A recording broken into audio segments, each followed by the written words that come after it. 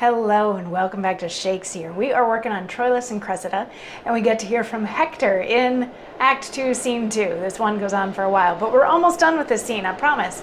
We get to hear from Hector today, who started out the scene making the argument that, Nestor had written another letter to the Trojans saying, if you just give Helen back, we can stop this whole war. And Hector was like, yeah, we should, because she's not worth it, and it's not worth the number of Trojan lives that we've lost. But Troilus was the first to speak up and say, like, no, we can't do that because it's really bad for our reputation to give her back now. And after all, like, she's Helen. Come on, she's Helen. And then we've had Paris chiming in the last couple of days saying, I'm the one that went and did this, and I went and I did this with your full support, and you were 100% behind me when I brought her back here 7 years ago. So what does that do not only to my reputation that you want to send her back now, but also to her reputation, having been stolen, and then, we had slept together for the last 7 years, and now we're going to send her back? Like, what does that do to her reputation? And also, what does it do to your reputation that you were completely behind it before, but now you're saying, give her back? Like, that makes you all look wishy-washy and not strong and all that sort of a thing. And Hector responds to that by saying, Paris and Troilus, you have both said well, and on the cause in question now in hand have glozed, but superficially, not much unlike young men whom Aristotle thought unfit to hear moral philosophy. The reasons you allege do more conduce to the hot passion of distempered blood than to make up a free determination twixt right and wrong. For pleasure and revenge have ears more deaf than adders to the voice of any true decision. Nature craves all dues be rendered to their owners. Now, what nearer debt in all humanity than wife is to the husband? If this law of nature be corrupted through affection, and that great minds of partial indulgence to their benumbed wills resist the same, there is a law in each well-ordered nation to curb those raging appetites that are most disobedient and refractory. If Helen then be wife to Sparta's king, as it is known she is, these moral laws of nature and of nation speak aloud to have her back returned. Thus to persist in doing wrong extenuates not wrong, but makes it much more heavy. Hector's opinion is this in way of truth. Yet,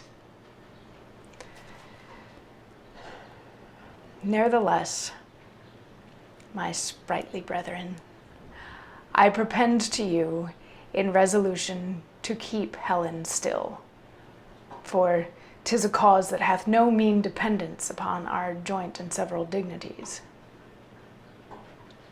So this is Hector being presented with information and changing his mind about the situation at hand based on that information that he has received. So what he starts out by sort of insulting Paris and Troilus and saying, like, okay, well, like, you made good arguments, but they're kind of stupid arguments. They're arguments that, like, young people would made, that, like, I want this, so then we're gonna have it.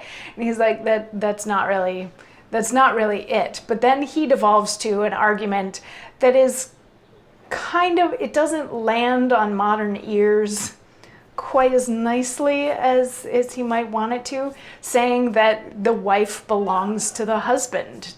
He says that this is a law of nature, and that nations have created their own legal laws to back up this law of nature should one person try to steal another man's wife.